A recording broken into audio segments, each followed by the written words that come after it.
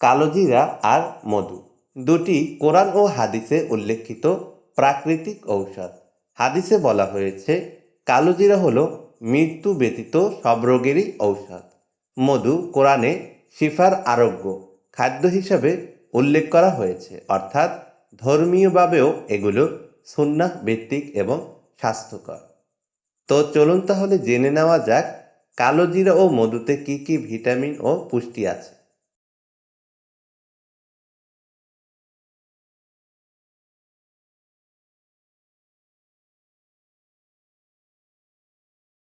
এক নম্বরে কালোজিরায় থাকে vitamin A, vitamin B, vitamin C, আরও থাকে calcium, iron, potassium, magnesium. Thymoquinone একটি শক্তিশালী অ্যান্টিঅক্সিডেন্ট।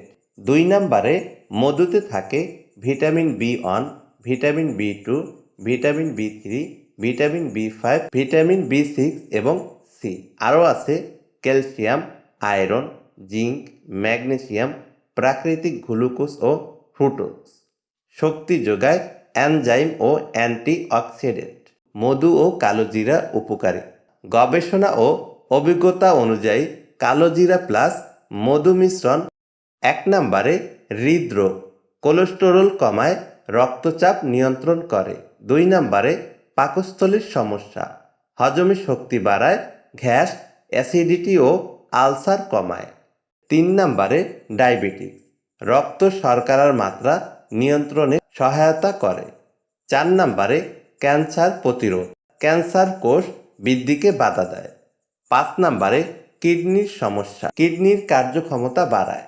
6 নম্বরে শ্বাসকষ্ট ও হাঁপানি, শ্বাসনালী পরিষ্কার করে, ফুসফুসের কার্যক্ষমতা উন্নত করে। 7 নম্বরে রোগ প্রতিরোধ ক্ষমতা, শরীরকে ভাইরাস ও ব্যাকটেরিয়ার আক্রমণ থেকে সুরক্ষা দেয়। 8 নম্বরে শরীরে শক্তি যোগায় ও ক্লান্তি দূর করে। মধুর প্রাকৃতিক চিনি ও কালোজিরার অ্যান্টিঅক্সিডেন্ট শরীরকে চাঙ্গা রাখে।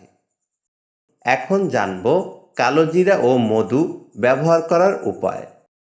1 চা চামচ কালোজিরা গুঁড়া, 1 টেবিল চামচ খাঁটি মধু ভালোভাবে মিশিয়ে সকালে খালি পেটে অথবা রাতে শোবার আগে খাওয়া উচিত। কালোজিরা আর মধু দুটি কোরআন ও হাদিসে উল্লেখিত প্রাকৃতিক ঔষধ।